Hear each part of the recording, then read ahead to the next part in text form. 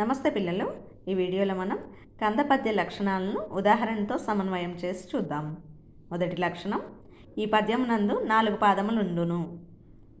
ఏ పద్యంలో అయినా కూడా 4 పాదాలు ఉంటాయి, కానీ మొదటి 2 పాదాలు ఒక భాగంగాను మిగిలిన 2 పాదాలు రెండవ భాగంగాను ఉంటాయి.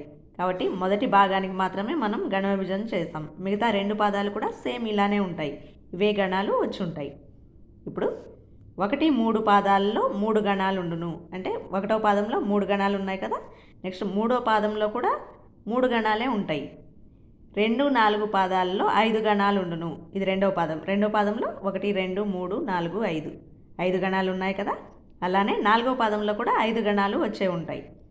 ఈ పద్యం నందు గగము, భగణం, జగణం, సగణం, నలం అనుగణాలు మాత్రమే వస్తాయి. చూసారా, భగణం, నలము,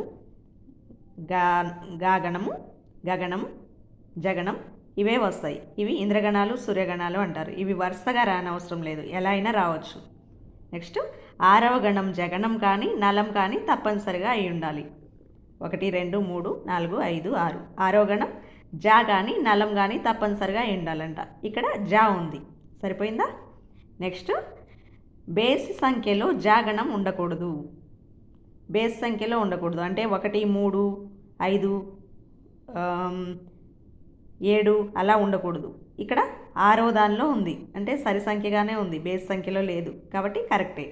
నెక్స్ట్ 4వ గణంలోని మొదటి అక్షరానికి 7వ గణంలోని మొదటి అక్షరానికి యతిమైత్రి ఉండును. 3 తర్వాత ఇది 4వ గణం. 4వ గణంలోని మొదటి అక్షరానికి ఇది 7వ గణం. 7వ గణంలోని మొదటి అక్షరానికి యతిమైత్రి చెల్లుతుంది. చెల్లిందా?